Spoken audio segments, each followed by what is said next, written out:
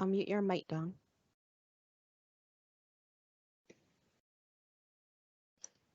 And you know, with technology, these things happen. I said all of that lovely stuff to say good morning again and welcome to our session. You know, you never know when these things are going to happen. So thanks, Renee, for that. So, as I was saying, so happy to have you here with us this morning. I'm Dawn Lane, the Program Development and Implementation Manager for the Massey Learning Institute. Today, the MLI team is working hand in hand with the Massey Wellness and Benefits Department to bring you this very special webinar. So many of us in this pandemic are caring for our elderly loved ones. And according to Dr. Christina Chen of the Mayo Clinic in the USA, the ongoing COVID-19 pandemic does not make it easier in our caring for our loved ones. The pandemic makes it hard. It affects everyone, particularly older adults who are more susceptible to disease and negative effects of health decline and loss of connectivity. You know, you ask why? Why does this happen? It's happening because during the pandemic, routines have been interrupted, connections with loved ones have been lost and impacted, and this has led to a very negative and devastating impact on our older adults. Our presentation today will look at caring for the elderly in a pandemic and will be presented by Dr. Jennifer Rouse. Dr. Rouse is a gerontologist by profession and a part-time lecturer at the University of the West Indies, St. Augustine. Dr. Rouse attended the University of Maryland, Baltimore County in the USA, where she completed a double major in social work and Africana studies. In 2001, Dr. Rouse graduated with her master's degree in policy sciences with the area of concentration in aging issues. In 2004, she graduated with her doctorate in public policy in aging issues. Her thesis was entitled A Case Study in Aging Policy in Trinidad and Tobago, the Role of Interest Groups in Defining New Policy Initiatives. Dr. Rouse relocated to Trinidad in 2003 to assume duties as the country's first director of the Division of Aging in the former Ministry of Social Development until August 2018. So, with that said, it is indeed my pleasure to turn the session over to our presenter, Dr. Rouse. Welcome, Dr. Rouse. Good morning. And a pleasant morning to you and to all our listeners and viewers.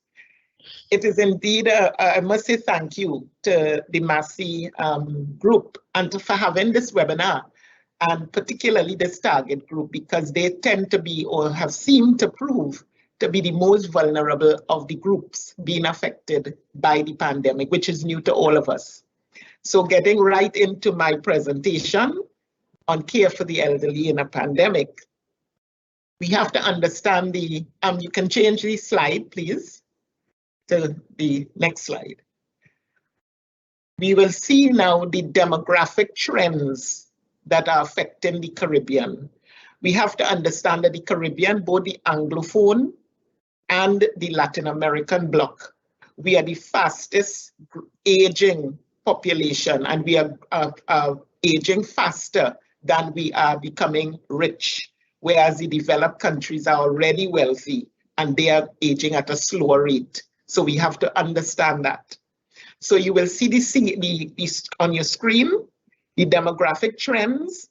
Now, bear in mind that the last census that was done was in 2010, and most of the Caribbean countries use a 10-year span to do a census. And we didn't have one last year. So as a result of which I had to make guesstimates as to where we are at present. So when you hear me say what is happening in Trinidad, the three other islands that are very close in terms of demographic for the aging is Barbados, Jamaica, and Cuba. And there are some others that are coming up like Guyana, Suriname, even Aruba. I heard St. Martin was the same as us. So when we hear that a population is 10% or more of its total population that is age 60 and over, that is an aging population.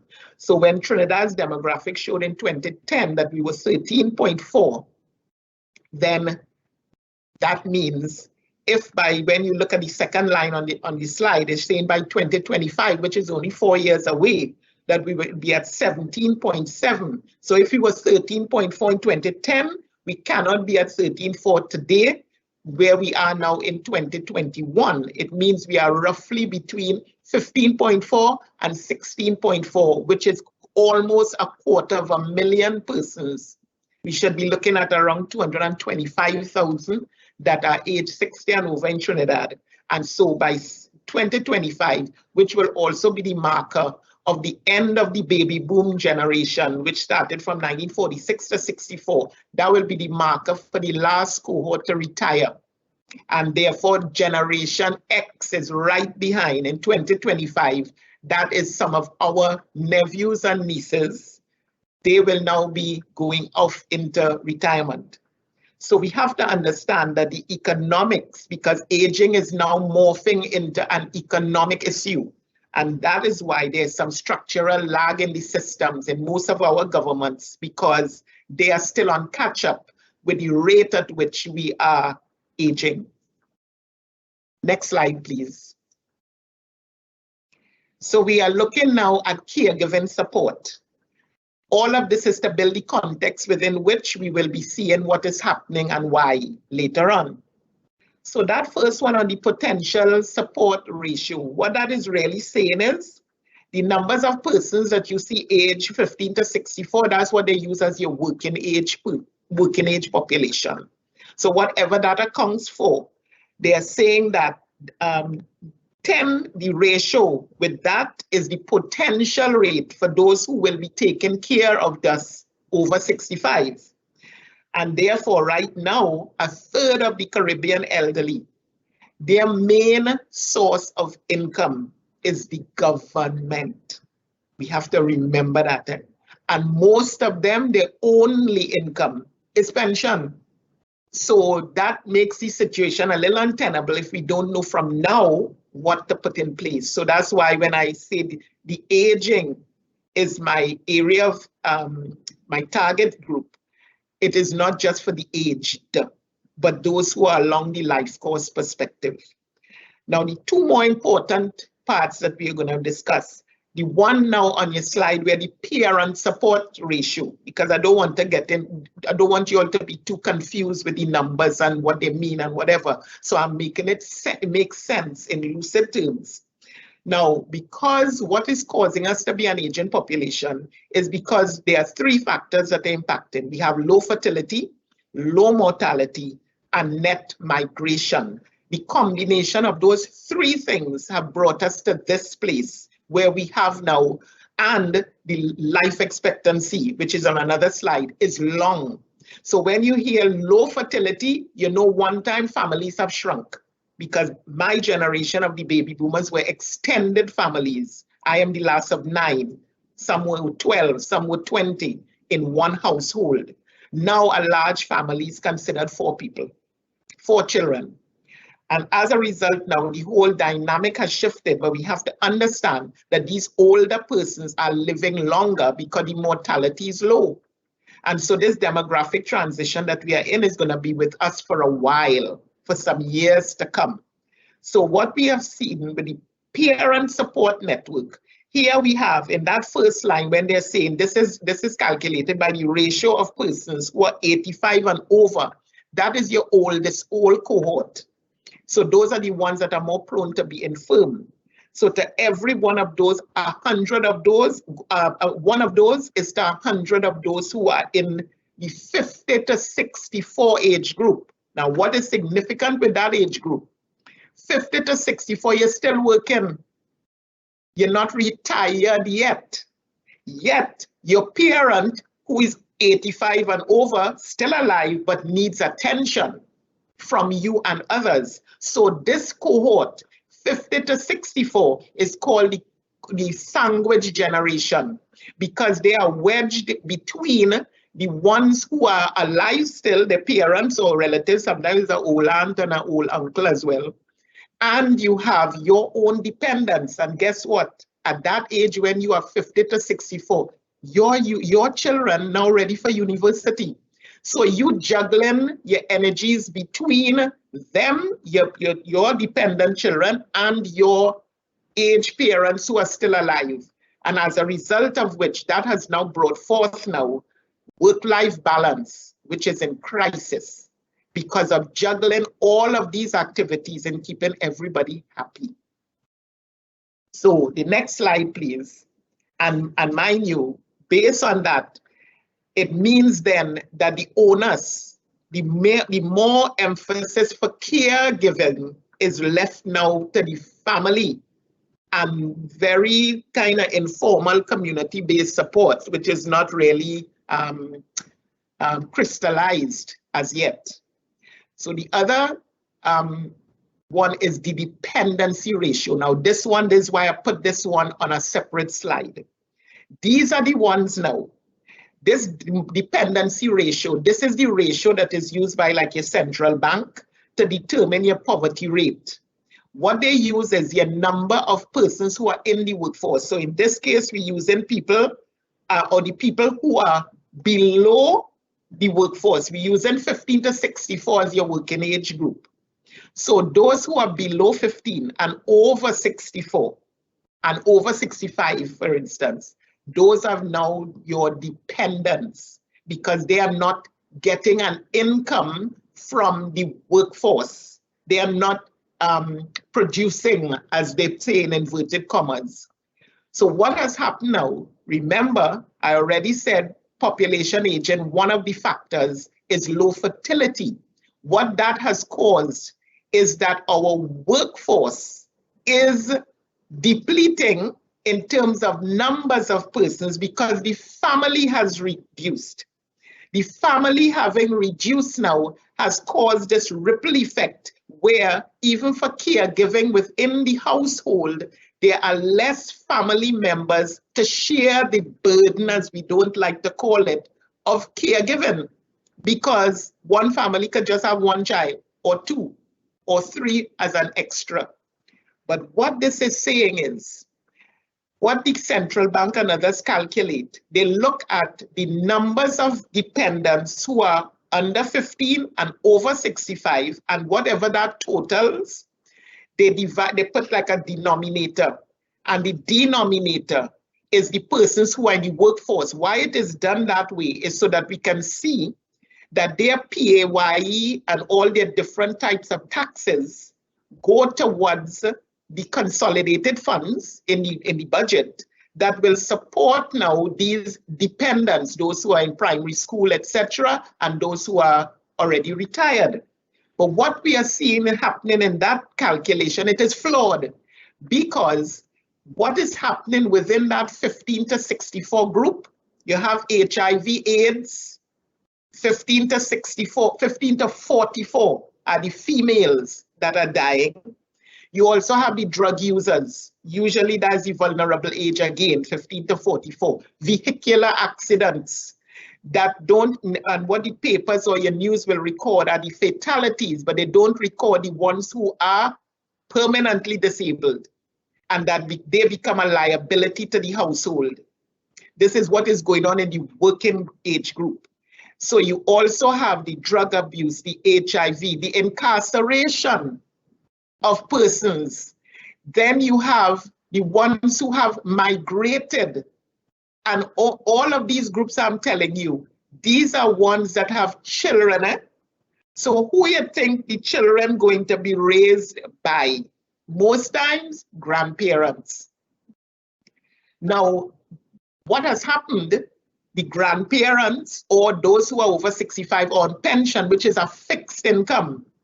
So when all of these shocks are happening in the world of the working population that is supposed to be supporting the pensioners and the primary schoolers, they are now not getting an income from what they are affected or afflicted with.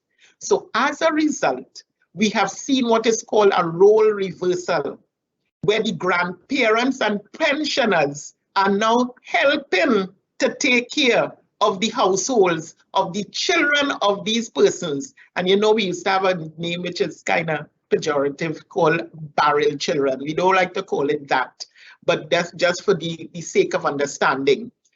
Those children were left when their parents migrated for better way of life or to generate income.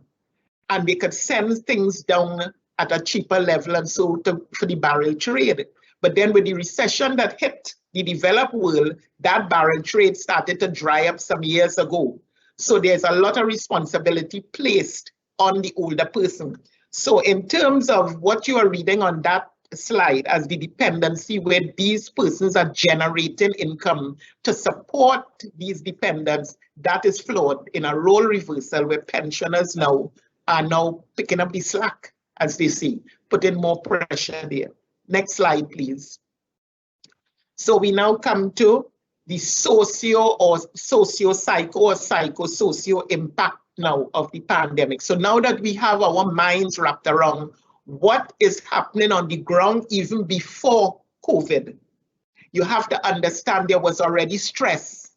There was already what is called in gerontology environmental press.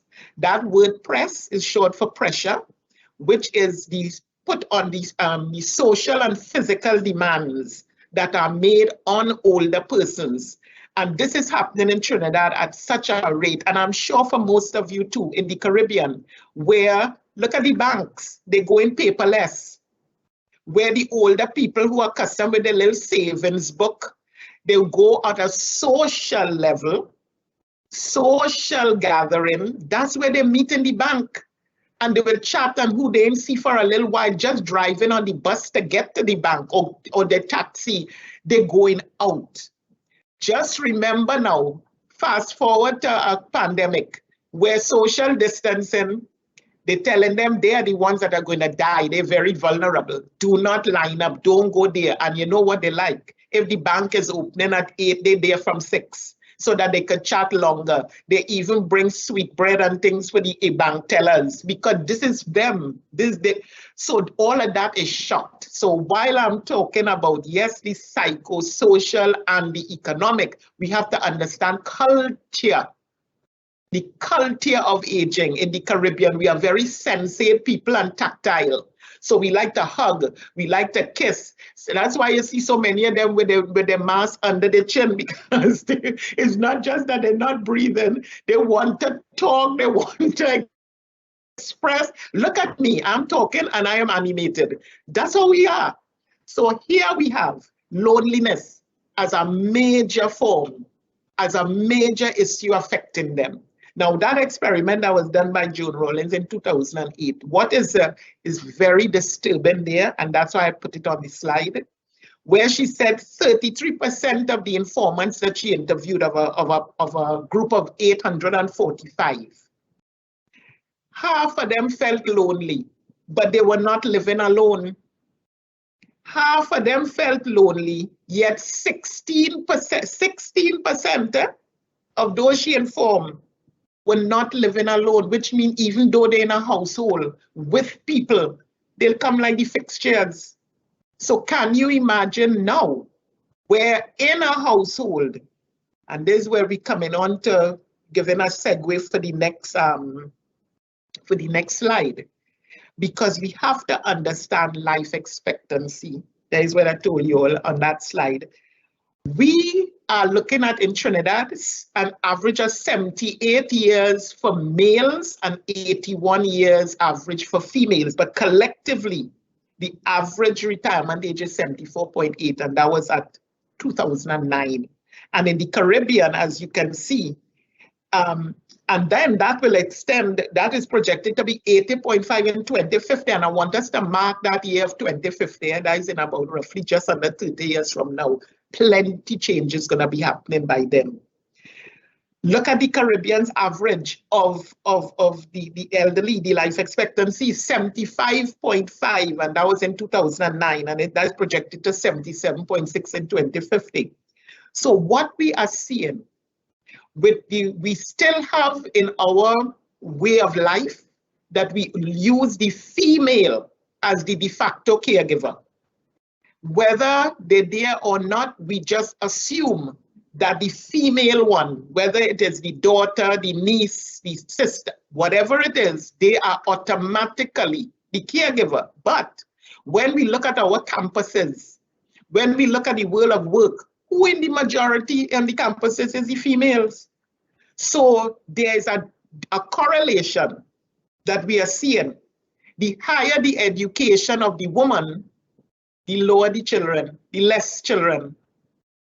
So that means that we have to flag this. And there are some people that are already a huge amount of the cohort, a significant amount that will affect the demographic, are unmarried by choice. Many of them is by choice. This is what the dynamic came with the baby boomers. They're very independent. I'm speaking as an honorary member. And how we treat with life, we are different to our parents. A lot of us are into alternative medicine, dealing with acupuncture, reflexology, acupressure points. They didn't have that. So what we are seeing is as more of the females are now in the workplace and in the workforce, whether informal or formal, it has automatically created a dearth has shown up. It has exposed, and this is what COVID has exposed. COVID has exposed the dearth of home care services. I am home in retirement, and every day I get a call maybe for 2 people who want somebody to come home to the older person. Some even want them to live in because they have the space for it, where the person could be there with the older person. This is serious. Because, and when we say home care services on this slide, we're talking here about even for those who are housebound, whether you have a Meals on Wheels service, but these are for persons who are trained in, even if it is basic geriatric care. And guess what? The training in geriatric care is also questionable at times and absent at most times. And so it is just done on the fly. Next slide, please. Continuing with the psychosocial. These are some of the things. We are still keeping mandatory retirement age at 60 to 65. That is now under serious discussion at our Ministry of Finance and of the Caribbean, that because of the low mortality and we are living longer, and for an economic reason, because of the consolidated fund and the kind of shocks that it's exposed to, we have now to seriously look at the increase of the retirement age to 65 and maybe above, and maybe like they do abroad, go up every 2 years, every other year by 1 year. Because remember too, why this is not being seen as something, well, too kind of avant-garde or ultra, is because running parallel to our work in private sector and public sector, in both of them, we have contract work. And contract work is not age-based. Contract work is skills-based. So what we are seeing now, especially in campuses abroad, there's no more retirement age for a professor, especially if that professor is in a field that is specialized.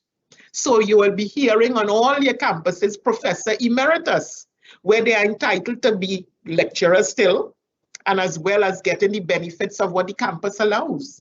So the dynamic is changing in the way we look at mandatory retirement and what retirement means, because in my world and the cohort of the baby boomers, retirement is now being seen as refirement, where So you see now why my name is Rouse. It's also pronounced Rouse because I'm living it. When I was going to work, I said to everybody, the only plants I could have are palms and cactus.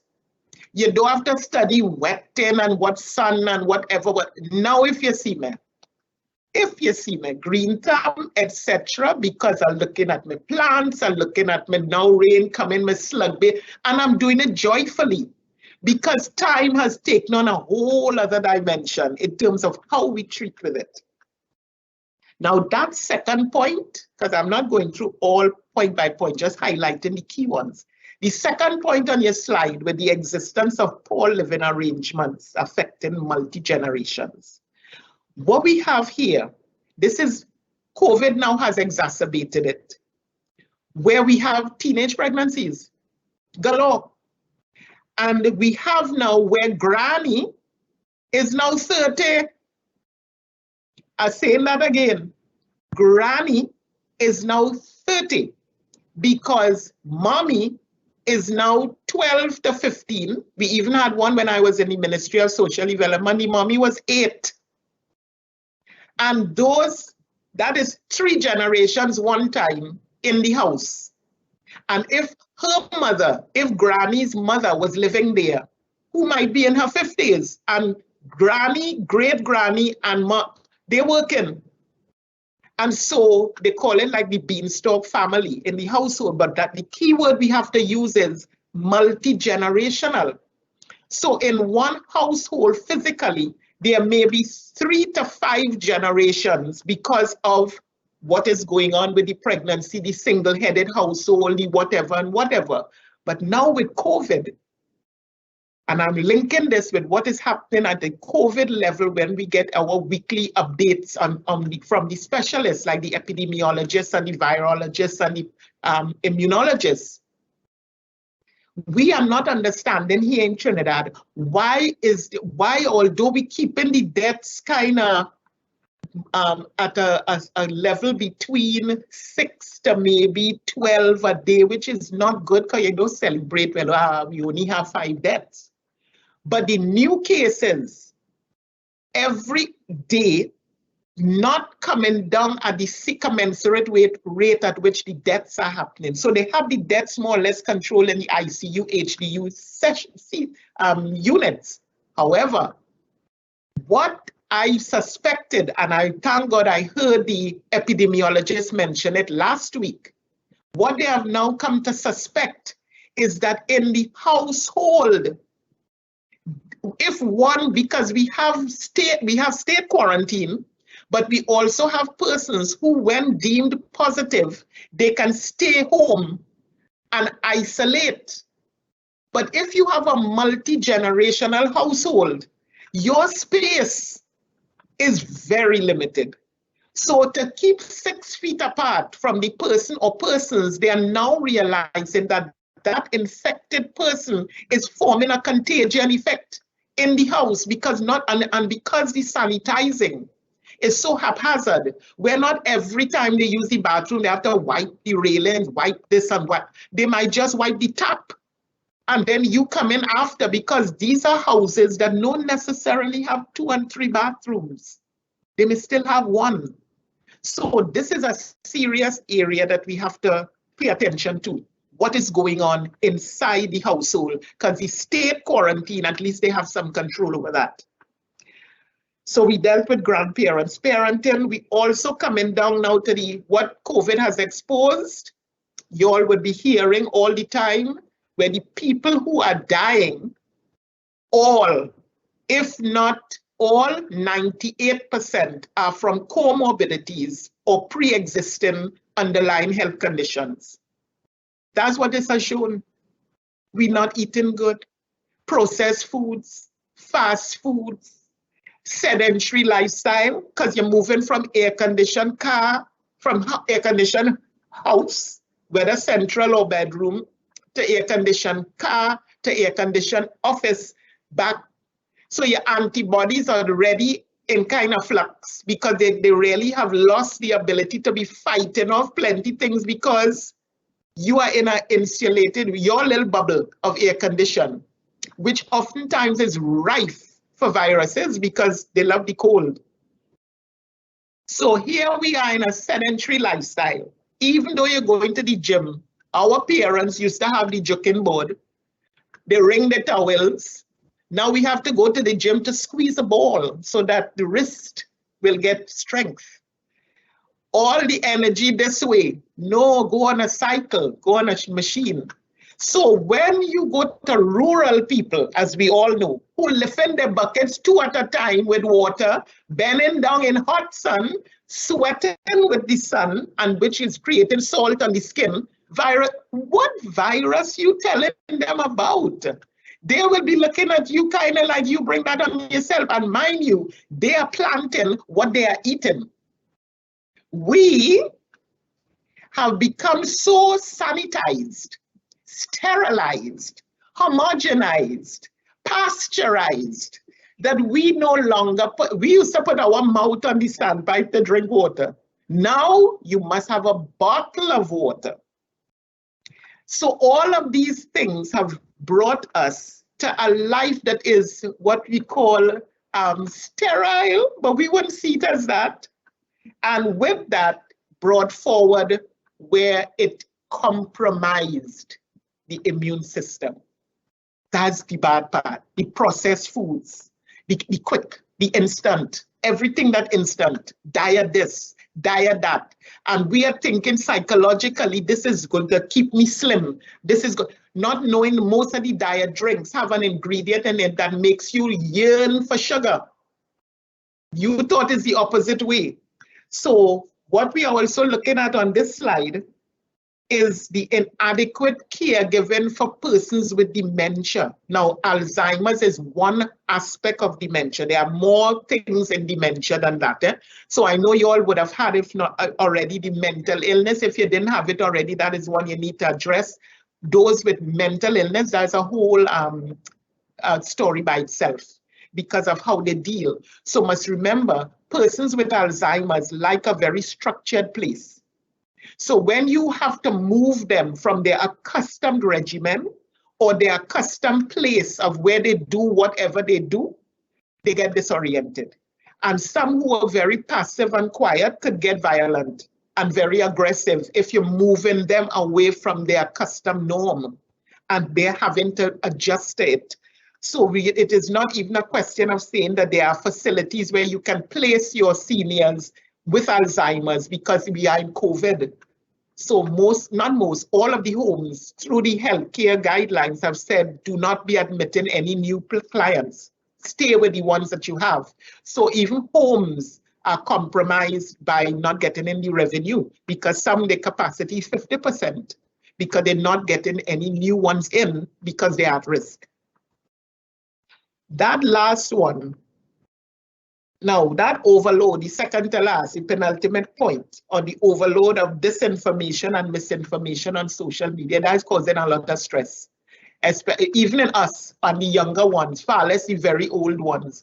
And I know from my sisters, 3 of whom are octogenarians and in their 80s, when COVID just happened and they were looking at everything. Oh, Dr. Fauci was a household name. Everything Dr. Fauci said, they're trying to do exactly what he said, not realizing that even Dr. Fauci and their level were, because of the virus being so organic, they were changing like every other day and saying when not to do something, they will change and say, no, that's okay to do it by Wednesday or the next 2 days.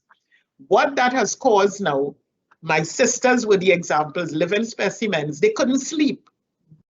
And they were like hypertensive and they were normally suffering from that as a chronic illness, only to realize when they shared notes from among themselves, they realized from one having attended her doctor that overload, too much information is coming in. And as a result, they're mulling over the same thing and fear. Don't forget, fear is false evidence appearing real. So you are just imagining, and some of them, quite a number of the octogenarians have lost some of their children through COVID, as well as lost some of their friends. And you know what was the major part of that loss? They couldn't attend funerals. They couldn't feel a sense of closure. They couldn't visit their friend while they're in hospital because of the social, these are the psychological things that they're felt with. And there are some who I know of that since the passing of, let us say, 2 or 3 of their friends, especially the go-getter ones and the feisty ones and effervescent, they have gone into like a cocoon. They have disengaged even from their family and kind of like, just like to stay in their room because they're reminiscing on the nice times, you know, that they had, and to know this person gone before them is a fear. Now that last line is unfortunate in terms of the amount of elder abuse cases that are on the rise. Now, even as director of the Division of Aging, and when I left in 2018, that is before COVID, we were seeing a spike and we were seeing an average of 12 cases per month of elder abuse. And those were the ones that reached to us because of some neighbor or somebody who suspect and came, or some whistleblowers came to tell us. So can you just imagine what is happening? Because elder abuse is always underreported. Can you imagine now in a pandemic where more people in the household, because remember, plenty of the working ones are working home. In a virtual world, you are now home. And if you are with your mother and you have your children who are now doing schooling virtually, that household is a totally different dynamic. So sometimes, and we have to remember with elder abuse, it is often unintentional. So just from the tension of the person there, not understanding, because remember with grandparents parenting, some of these grandparents who in their 70s, like one of my sisters, she left school. How is she going to teach this grandchild who is home with her because her daughter had to go to work? So when the schooling is being done virtually, she's the one that has to be the tutor. And she was not in the electronic age. And then the curricula have changed so drastically from when she was in school to now. She now has to fast forward in whatever way to make the subject matter palatable and lucid enough for him.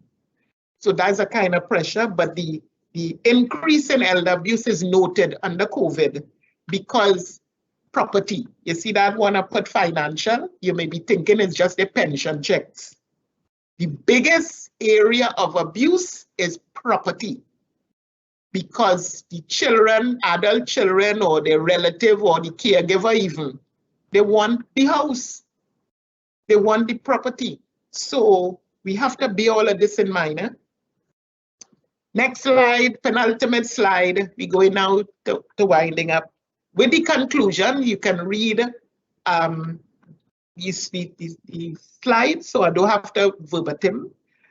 But a lot of people don't know that over 85 and over, your long-term memory is sharper than your short-term.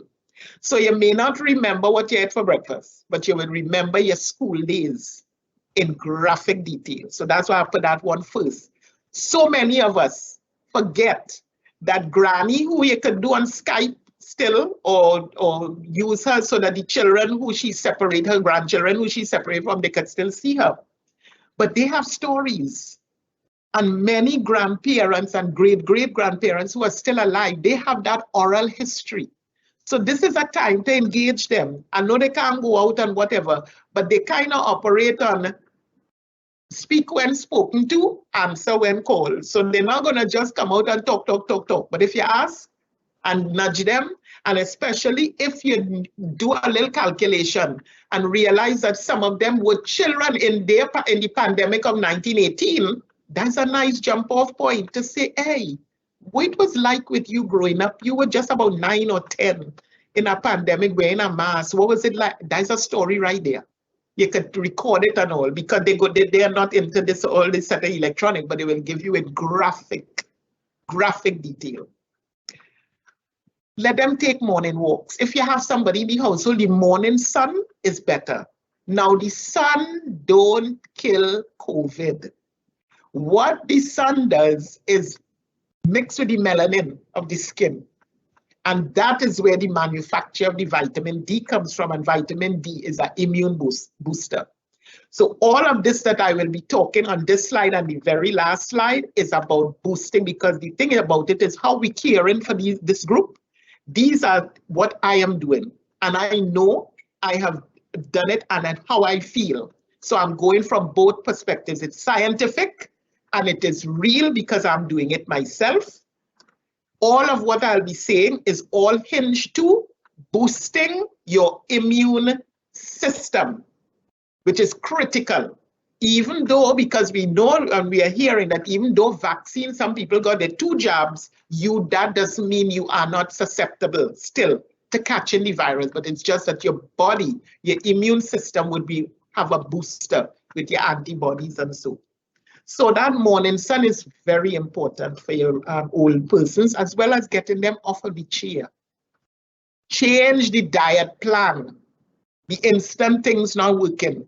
So when you hear persons saying, oh Lord, they can't wait to get back to normal. Normal is what brought us here. So that normal is no more. So what we have to do is, going forward, we have to take personal responsibility with ourselves and our older persons by extension, or the other way around, them first and yourself. But why I said it the other way first, as they say, go on a plane, go on a flight. Who do they say to put on mask first and the oxygen mask? You. You cannot give what you don't have. So don't try to play martyr. You have to take care of yourself optimally so that you can have the energy and the responsibility of caring for that older person by extension. So this diet plan that you are seeing in the 3rd bullet, that's what I do. So I got up, and you wake up all between 5 and 6 a.m. and have that alkaline. You will notice the alkalines the stomach, because your stomach is hydraulic acid. And viruses don't survive in alkaline. So you take your half a lemon with a glass of warm water or a rough skin lemon. You drink that. I haven't had breakfast yet and I'm not hungry. And this is deliberate, because whatever we take in, you will get to know your rhythm, know the rhythm of your body. Maybe once you take that lemon, maybe an hour after, take a bit. And you know what fruit, not all fruits you can take because they're sweet. So you have to know the fruits that you can take. You see things like a banana, one banana, potassium, you can name it, and you go for the day almost, because of what the banana has and what it does to your system. So think pawpaw and pine, and you saw me put that in brackets, those are fully digestive enzymes. So all elderly persons have no problem in digesting it and letting the body masticate and spread it out and make it solute so that it can pass through the digestive system very easily and the alimentary canal. So veggie meals and lunch and solids. I tried it. I did it for the month of March, and I feel on top of the world. I never did long fasts, but I decided to make and I was never into much fast foods either, but I wanted a total cleanse before I changed my regimen to one of seeing how my rhythm is. If I have to eat 3 meals a day, no, I don't. As you get older, your body systems slow down. So when you're still operating on the old paradigm that I must have a breakfast with tea, bread, cereal, juice, and all of that, not necessarily. Listen more to what your body wants. And after each meal, leave space, 4 hours. There's a reason. Because after every intake, you're supposed to have a bowel movement. And there are some elderly people who suffer with that, with constipation, because at the end of the day, they realize they hadn't had a bowel movement. You're supposed to have about 3 after if you are eating 3 meals. But for those who have doctor's orders and so that have to keep the system, keep hydrating, please. So your meal doesn't have to be food and bread and all these heavy things, which culturally is what all of us grew up on. You can now use smoothies. You can now use, well, of course, everybody knows of Ensure and whatever, but keep hydrating, because we are 80% liquid or 80% water. And would you believe the organ that uses most of the water that you're taking is the brain? The brain. So we need to drink. Now, what also happens with older persons, you don't feel for water. You don't feel thirsty. That's me. When I drink water, I have to consciously drink it like medicine. And that's why they have now said, let your food be your medicine and medicine be your food. So I have gone back and I've recognized that the rice and the potatoes and the mayonnaise on a Sunday on the plate has all three. Rice, rice, macaroni pie, potato salad. Oh man, and then we swim in the gravy and the callaloo swirling. And we not only eating once, that is for lunch. When we lie down after, and by the time you wake up, you want to know where it went. So you eat again the same thing at about 7 or 8 hours. Time doesn't matter, not knowing your last meal should be by 6:30. I know some of you bawling already if you're listening because you say 6:30, right, 6:30. You're giving the organs time. And I must say, and I showed you what you hydrate with in the last slide. Next slide, please, which is the last, and we're finishing up here. That intake, don't just take very cold, ice cold drinks with lots of ice. It should be really room temperature. But if you want a little ice, put about 2 ice blocks in it and drink. Drink herbal teas. Try and reduce your sugar intake because COVID, the virus is for sweet. So you have to use more salt, but not that you're making your food salty because you know for those of you who have pressure, that is not good, and for heart. So you know better than me, the older ones who in the 80s know how to cook the thing. You know how they say we kusume and how they use them marinade, but we know kusume. When you get all the, and here how what you're marinating. A little oil, make sure it's like vegetable or canola or one of them. Garlic, critical. Onions, critical. Now, I want you to know onions is sugar, eh? So you ain't using a whole pot of it, but you could use one according to what greens and so you use it. This for all your green vegetables. Shadow benny, critical. Pimento. The neighbor next door must be here, must be smelling your pot and know that you're cooking. When they say we bubble in the pot. When that marinade, then you add your vegetables and you toss it, you know, because it should have a little crunch in it when you're ready. Now we're on the last slide. Start discussion. Now don't make it look like you want them to die, because once you start talking will preparation and estate management, you have to ask it in a kind of indirect way, like, moms, wait is here, we have the key for this so, because I always seen it closed, but I don't see it going in it. She might just tell you that have things in it, not for you to see. Yes or no, because they get very suspicious and like you want to find out their business, but you have to be clever and say, no, I just need to know where you have your things now, just in case lights go. You're not telling them in case their mind go. No, disrespect. And they will also tell you like you want me to die or you're hustling me to die. No, don't go there. Now, for those of you, we are in a situation where a lot of our seniors live alone. So what they have now is a lanyard to put on around the neck, and it has the alarm as a buzzer. And that connects with numbers that not going to be connected with an electronic voice. So if the number for the neighbor, the number for the police must also be there, and any other good friend that they know is home as well. But you have, I think it takes up to about 5 numbers, so that if one number continues to ring into voicemail, it goes to the next number. But many of our seniors, especially the octogenarians in the 80s and the nonagenarians in the 90s, they are prone to fall. Whether the floor, non-skid or whatever, they fall. So make sure your furniture has rounded edges.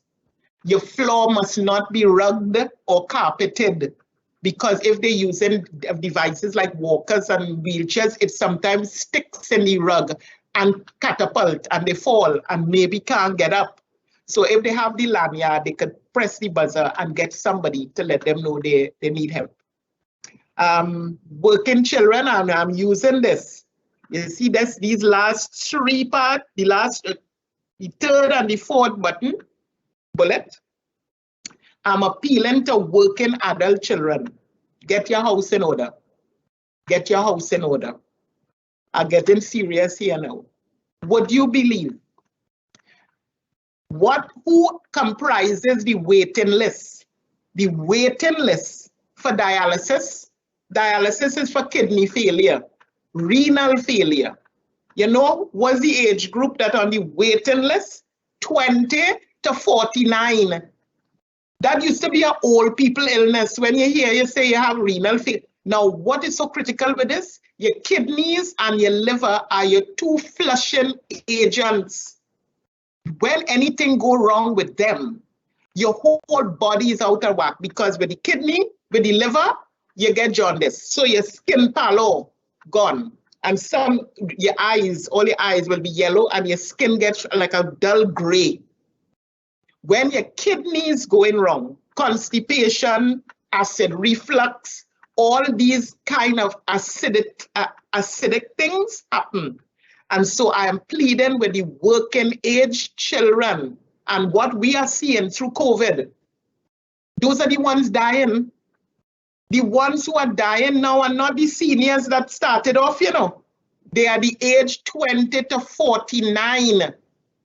They don't have a will. What you telling me about? And they don't even know that they can make a will from the age of 18. They will ask you, like, what I have to leave? So they won't even see the car as an asset. This is where the responsibility of the parent is, to educate them, to let them know you are now of working age. These are the things you have to put in place. And I think I put them here. Invest in annuities. They have to. Invest in credit unions, because at least with that, you could also have the funeral grant and burial arrangements added on to what your shares paying for. Because do not put mortality out from your vortex or your matrix. It is real. It is real. COVID is no longer an old people vulnerable. So every day when we get updates in Trinidad, we hear them say 6 died, 2 were elderly males. Mind you, when they say elderly males, you know what age they're starting from? 6 there. So when you hear elderly and you're thinking it's an 80-year-old, no. Because 2 were my friends who worked with me, younger than me. And one was 62 and one was 63. And they refer to them as elderly. That's not elderly, that's the young old, those between 60 and 74. So all who in that age, pat yourself, young is still in your description, in your label. So when anybody comes telling you about auntie and granny that can help you, excuse me, you are in the young old. And then you have the old who are 75 to 84. And then you have the oldest old. Those are just social constructs for persons who are into policy and program development, so that they will know how to assign or delegate resources for the very old who will be more infirm. So I'm appealing to those, once you are in working age, from 20 upward, will, annuity, bonds, start investing. Start investing. And what I did in closing, in giving I think it was another webinar where the Minister of Finance was also in attendance. We were addressing a CAF, the financial lending institution. I did this one about 2 weeks ago. And what we were saying, they were looking at the challenges they are seeing already with pension and healthcare. And why it is I say for those 20 to 49 to invest is because when they're buying a house, based on your gross income, 30% is mortgage. That's how they calculate it. Well, guess what? When you're on fixed income for pension, 30% is healthcare. 30%. Even if it is that you're well and that you are taking wellness product, 30% is your income, is your expenditure. So we have to understand your pension will not be the quantum of your salary. So that is not an entitlement. This is something that in private sector, they have contributions made and then matched or doubled by the employer. But the government, which are the biggest employers in Trinidad, is 90,000. Some are hourly, weekly, and daily paid. They will be on senior citizens grant at the age of 65. But the monthly paid, they are a non-contributory fund. So you must remember to have been in a non-contributory fund and living longer, and I want you all to hear this. We have shown where, if the retirement age remains at 60, you are now living longer post-retirement years. So you could easily be 95, 100. And my closing remark again for those 20 to 49, children born now, a longevity study is being conducted in Britain. They are showing where children born now will be living to 103, 104. So buckle down, put things in place, and I'm appealing to some of the alumni associations of the high schools to start throwing FETs, all-inclusive FETs, not for the lab and the school, they have enough. Start putting down assisted living facilities, which will be for not only a school elderly, but it will be a self-sufficient form of income because it pays itself. It's the biggest industry in Canada, otherwise known as retirement communities. But we don't want the word retirement in there because you will feel tired. We leave it as assisted living facility where we can be on doing our memoirs. We will have Wi-Fi. That's how we're looking at aging people. I am looking forward next year to be 70 with a hop, step, and a jump. So I just want to leave that with you all, with a pulse rate of a 16-year-old, and I'm not in the gym. So, with gratis, I'm leaving you all on a high. Tell COVID, Rouse, because I give you what you need to do. Thank you so much. If you see how they're killing themselves here laughing, because they didn't. Dr. Rouse, thank you. Yes, I am all the way out here killing myself. I am pasteurized and sanitized. I love it. I'm now going to hand you over to Renee, and we're going to go through as many questions as we can at this time. Renee? Good morning, Dawn. Good morning, Dr. Rouse. Thank you so much. Our first question this morning: how do you cope and be calm with the elderly in cases where they want to continue doing things their way, the old school way, and get angry at you? Don't forget to You have to unmute your mic. Unmute. Good. You're hearing me now? Good. Yes. Those are important because I'm dealing with some of those are the same questions. Now, you know, we have this state saying in our head, once a man, twice a child. That is an insult for some seniors, where they feel that you're parenting them and denying them their independence. Because remember, what comes with the aging process is a loss of independence, taste, all the senses. The 5 senses gradually reduce. You don't totally get deaf, you don't always get blind, you don't lose all taste, but they are different. They reduce. And so you have to understand, if you have that independent elderly person going to the kitchen, preparing their meals, using their stove and whatever, and they are in good sound mind, allow them. Allow them. Because it is kind of, they see it as disrespectful of you just taking over and say, like, move out of the kitchen now because you're going too slow. And look at you, you're gonna cut yourself and you know you're diabetic. What if you cut? But allow them. And I'll close by saying what was discovered in Canada recently with the Alzheimer's people. Because their minds are so fixated on like one thing at a time, they allow them to for lunch to prepare, like spread the tables, because they will put all the knives and forks in order. They will make sure that all the napkins are corner to corner. They also help when they're doing Meals on Wheels. They ask some of them to form the boxes so that they do it with such precision because their minds are focused. But don't isolate them. And the way you speak to them is critical, because that could be verbal abuse. Sometimes it's unintentional, but they raise their voice and shout at them as if, it's a child. It's not a child. They have the wisdom. They have the wisdom and the experience of knowing what to do. They don't taste the food if they're in the kitchen. They know what to do. So respect. Remember that. And dignity they deserve. Wonderful. Thank you so much for that. Welcome.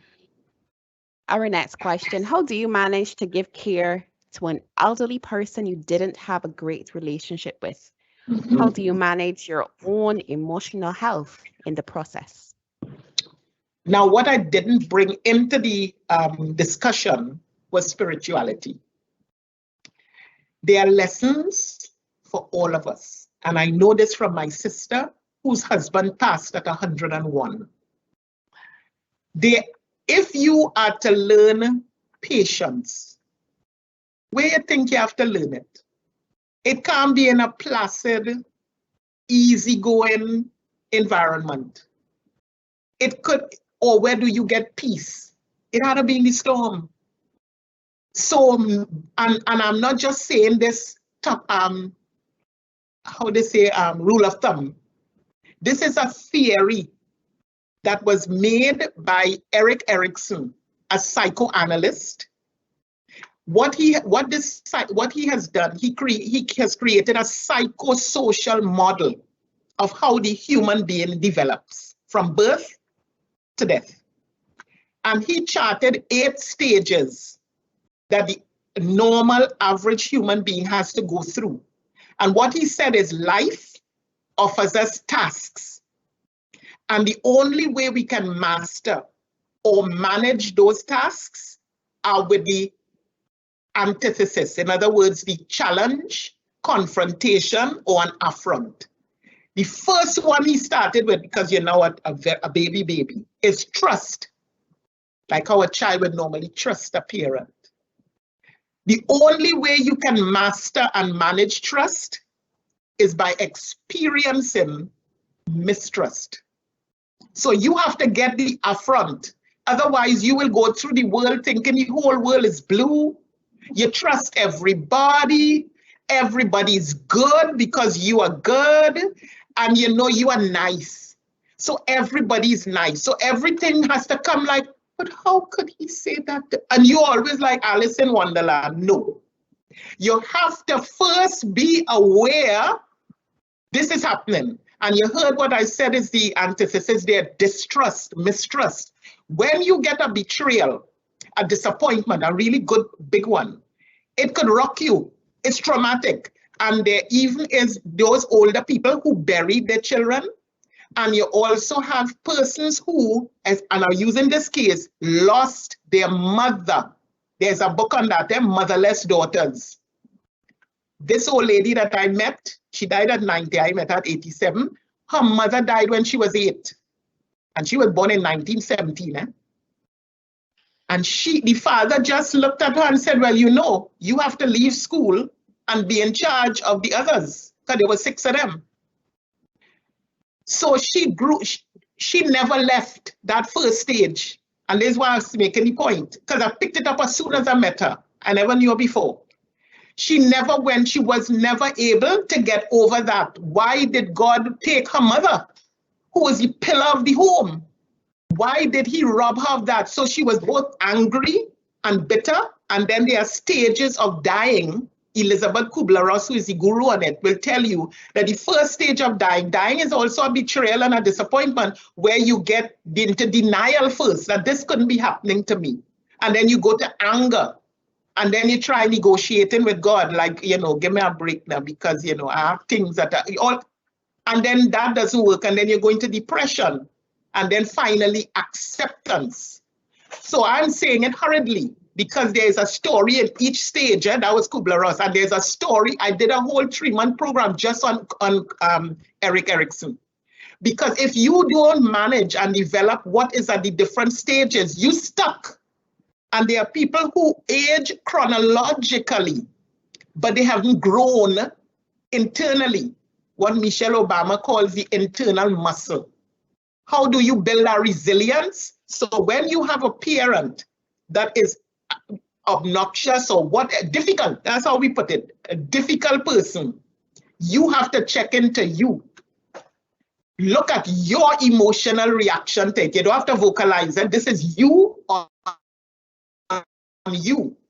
And sometimes ask God, will you send me here? How much baptism of fire you think I have to go through? And next one again, and next difficulty, but it is for your growth. It is for your growth. You don't lash out at the person. And this is why they say, in growing, you make the internal shifts. You make the shift.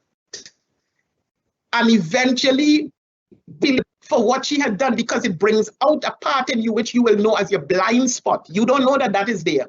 That you could grow into being a totally other person that is patient and tolerant. Because they had a WhatsApp with it where the helper, the caregiver was cutting up the salads and so, and she's the caregiver of a older person with dementia. And the older person just was in that state, in that phase where she doesn't like anybody in her space. And she just came and took the whole bowl with all that she had, scatter everything. And that was only looking at the caregiver because she was looking at her angry. Like, here now, I could kill. And she picked up a knife to her. And the caregiver remained as stoic because she knew what are the the responsibilities on you. You have to get to know, go on Google, put in search words and find out, and you will see all the stages that they can go through. And one last point, which could answer some of the others' questions in case they're truly listening to what I'm saying. Some of our older persons have unresolved needs that they didn't address. The children. And then after the children was the grandchildren. And don't forget the dog, because you know you must have the dog. And all of that, coughing it down until now that she's in this place where she is dependent now on a caregiver who is a stranger. Some of them bawl whole night. I'm talking baller till neighbors will feel you abusing them. Some just scream. That's them that didn't resolve the pebbles in the shoe when it should have, and they're now in turbulence inside, emotional. Yeah. The praxis of emotional intelligence, when to hush, when not to react. Because I asked a psychologist that when comes a time when we have to capsize the proverbial table in the temple again, when they hold in secrets over years. That affects even the eating and digestion. All this goes on, you know. You can actually hear them grinding their teeth in the night. That's secrets. Pain. But they can't share it with a child, so they hold it. So the caregivers have their responsibility of not just reacting, because then they become the very thing that they don't want to be.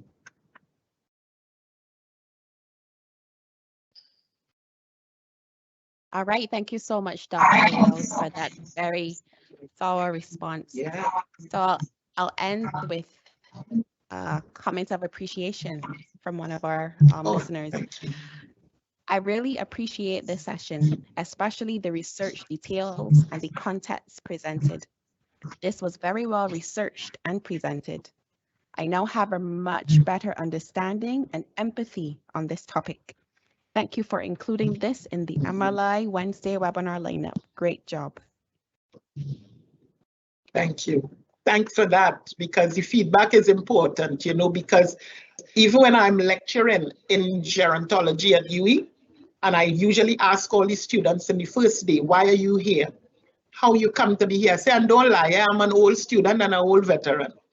If you come for 3 credits, tell me. And a lot of them do. So they chuckle and they look a little embarrassed, but they do. They come for the 3 credits. But some come to learn about their parents who in the 60s and 70s, or their grandparents, because they find they're not understanding them. So it is good that you stay in a